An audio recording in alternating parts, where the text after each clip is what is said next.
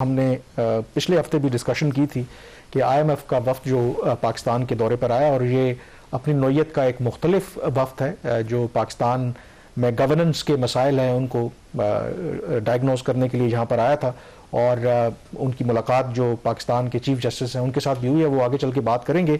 लेकिन जो overall governance के इश्यूज़ की बात करें तो करप्शन एक बड़ा ऑब्वियसली अहम पहलू है जिसकी वजह से गवर्नेंस आपकी बेहतर नहीं हो पाती। और फिर करप्शन की बात करें तो सियासतदानों के ऊपर इल्ज़ाम तो लगते हैं कि वो करप्ट प्रैक्टिसेस करते हैं, बल्कि उनको कहा जाता है कि रास्ता जो है वो ब्यूरोक्रेट्स दिखाते हैं, सिविल सर्वेंट्स दिखाते हैं। तो शहबाज, इसके हवाले से भी IMF is mindful of the fact कि अगर करप्शन का खात्मा करना है तो इसके लिए ज़रूरी है कि जो सिविल सर्वेंट्स हैं उनके हवाले से जो चेक एंड बैलेंसेज हैं वो बड़े कड़े होने चाहिए। और उसमें जो सबसे अहम पहलू है कि कोई भी एक सरकारी मुलाजिम है, अफसर है 17 से 22 ग्रेड का, तो एक तो जो पैमाना होता है कि उसके जो एसेट्स हैं, जो असासे हैं, वो सारों के सामने होने चाहिए और पता चलना चाहिए कि उसके जो असासे हैं उसकी इनकम के मुताबिक हैं या नहीं है, ताकि अकॉर्डिंगली आप उसको जज कर सकें कि क्या कोई सिविल सर्वेंट मुलव्विस तो नहीं है करप्शन में। तो इसके हवाले से भी अहम मुलाकातें हुई हैं। आईएमएफ की कुछ तजावीज़ गवर्नमेंट की तरफ से हम हमेशा आईएमएफ को क्रिटिसाइज करते हैं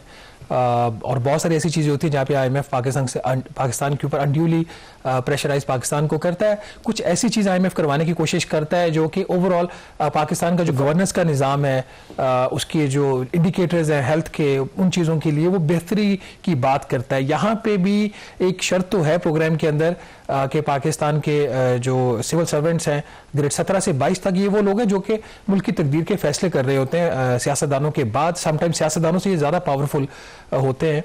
तो उनके जो असासे हैं उनकी आमदन से मैच करने चाहिए, क्योंकि करप्शन का एक एलिमेंट हमेशा रहता है जहाँ पे फैसला साजी में आपके पास बहुत ज़्यादा अख्तियारात होते हैं। तो आपने कहा कि हर जो सिविल सर्वेंट है उसको करना पड़ेगा, ये हर को नहीं करना पड़ेगा। यही हमारे आज के जो प्रोग्राम में हम डिस्कस करना चाह रहे हैं कि कैसे एक अच्छी शर्त को बिल्कुल उन्होंने खानापुरी में कन्वर्ट कर दिया हुकूमत पाकिस्तान ने। शर्त ये थी कि तमाम जो हमारे ब्यूरोक्रेट्स हैं ग्रेड 17 से 12 के, वो उनके जो असासे उनकी जो होंगे और उसका एक डिक्लेरेशन फाइल करेंगे एफबीआर के साथ इनकम का, और ये जो इनकम और एसेट्स के जो डिक्लेरेशन हैं एफबीआर उसको फिर पब्लिक एक्सेस उस तक इंश्योर करेगा। ये इस सिलसिले में चूंकि एग्जिस्टिंग लॉज जो है वो अलाउ नहीं करते, तो एक तरमीम काबीना ने मंजूर किया नाज़रीन 2 दिन पहले। जो सिविल सर्वेंट्स एक्ट है 1973 का, उसमें ये अमेंडमेंट, ये एक नया सेक्शन इंट्रोड्यूस करवाया जा रहा है। काबीना ने इसकी मंजूरी दे दी, अभी कौमी असेंबली से इसकी मंजूरी होना बाकी है। Section 15A declaration of assets, इसमें 2 बुनियादी चीज़ें हैं। एक तो ये कि जो right of access to information act है 2017 का, जहाँ पे ये कदगन है कि किसी भी ब्यूरोक्रेट की जो इन्फॉर्मेशन है उसकी प्राइवेट इन्फॉर्मेशन वो एक्सेस नहीं उस तक हासिल की जा सकती। उसमें ये वाले जो एक कतगन इसको ख़त्म करने की मंजूरी दी गई। और उसके साथ ही जो कि बड़ी कॉम्प्रिहेंसिव एक अमेंडमेंट इंट्रोड्यूस करवाई, लेकिन इसका स्कोप बहुत लिमिटेड है, वो कैसे वो बाद में बताएंगे आपको। अभी जो अमेंडमेंट है वो ये है कि the declaration of assets of a civil servant of basic scale 17 and above, 17 से 22 तक के, हिज स्पाउस, जो ऑफिसर है खुद, उनके spouse and dependent children including domestic and foreign assets and liabilities as may be prescribed shall be digitally filed with the Federal Board of Revenue and same shall be publicly available। तो ये तरमीम है जिसकी काबीना ने मंजूरी दी है। अब इसके बाद जो एक सिविल सर्वेंट है वो उसके जो असासे हैं वो आवाम तक पहुंचने चाहिए जब इसकी काबीना इसकी मंजूरी के बाद पार्लियामेंट से मंजूरी हो जाएगी। लेकिन इसके अंदर एक उन्होंने एग्जेम्पशन क्लॉज भी दे दी है कि ये जो एक्सेस है पब्लिक की ये लिमिटेड होगी, और उसमें उन्होंने कहा कि बैलेंस स्ट्राइक करने की कोशिश की जाएगी गुड गवर्नेंस के दरमियान और इंडिविजुअल्स प्राइवेसी एंड सिक्योरिटी। ये तो होगी बात। ये अब कामरान इसके अंदर जो कैच है वो बड़ा इंटरेस्टिंग है।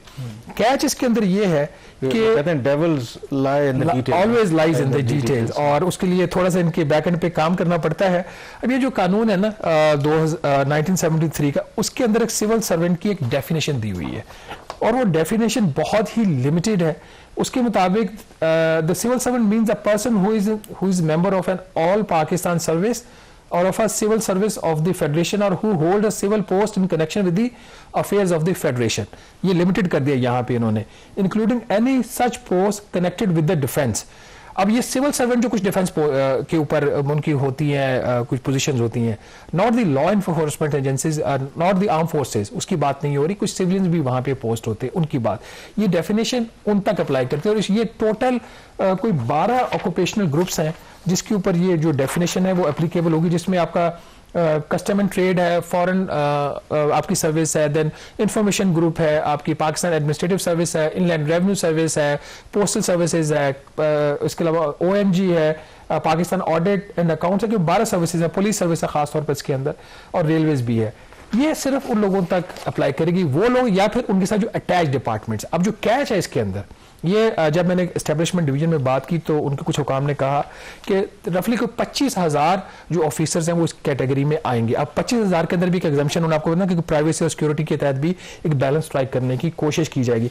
अब नाज़रीन, इस हवाले से जब मैंने हमारे जो एस्टेब्लिशमेंट के मिनिस्टर हैं अहद खान चीमा साहब, तो उनसे जब मैंने रब्ता किया, मैंने कहा जी ये जो डेफिनेशन है तो बड़ी लिमिटेड है, तो इसमें कौन कौन से एक्सक्लूडिंग, उनको एक मैंने सवाल भेजा, तो उसके मुताबिक जो उनका जवाब आया कि उन्होंने कहा जी कि ये जो तरमीम है डिस्क्लोजर की, एसेट्स की डिक्लेरेशन की, ये सिर्फ इसका जो इतलाक होगा उस हद तक होगा जो सिविल सर्वेंट एक्ट 1973 के तहत कवर्ड। वो मैंने आपको बता दी, ये 12 ऑक्यूपेशनल ग्रुप्स हैं। इसके अलावा कौन कौन ऐसी सर्विसेज हैं, ऐसे गवर्नमेंट एम्प्लॉइज हैं जो इसमें कवर्ड नहीं होंगे, उसमें हमारी जो ऑटोनमस बॉडीज हैं पाकिस्तान की, हुकूमत पाकिस्तान, बहुत सारे ऑटोनमस अदारे हैं जो हुकूमत पाकिस्तान के लिए काम कर रहे हैं लेकिन वो इसमें कवर्ड नहीं है। फिर रेगुलेटरी बॉडीज के जो ऑफिसर्स हैं वो इसमें कवर नहीं है, जिसमें आपके for example state bank of Pakistan एक रेगुलेटर है, नेपरा एक रेगुलेटर है, इसी तरीके से ऑगरा एक रेगुलेटर है, PTA Pakistan telecommunication authority एक रेगुलेटर है, वो इसमें कवर्ड नहीं है। फिर जुडिशरी इसके अंदर कवर्ड नहीं है, फिर आर्म फोर्सेज इसके अंदर कवर्ड नहीं है, क्योंकि आर्म फोर्सेज के हवाले से उनका आर्मी का एक डिफरेंट एक्ट है, वो उसमें जो है उसमें फॉल करते हैं, और उसके अंदर मैंने कम से कम अभी तक अमेंडमेंट नहीं देखी हुकूमत ने कोई प्रपोज की हो। तो ओवरवेलमिंग मेजॉरिटी हमारे जो ऑफिसर्स हैं वो अभी भी एग्जम्प्टेड होंगे। कामरान, ये वाला जो उन्होंने डिक्लेरेशन, मुझे सर ये बताएं कि देखें इस पर गवर्नमेंट को एतराज क्या है। देखें गवर्नमेंट भी तो ये दावा करती है, प्राइम मिनिस्टर भी ये कहते हैं कि हमने करप्शन से इस मुल्क को पाक करना है, तो आखिर इस तरह का आपको क्या कहते हैं कि इतना जुगाड़ लगाने की क्या जरूरत है, या इस सारे लॉ को जो उसका असल एसेंस है डाइल्यूट करने की क्या जरूरत है?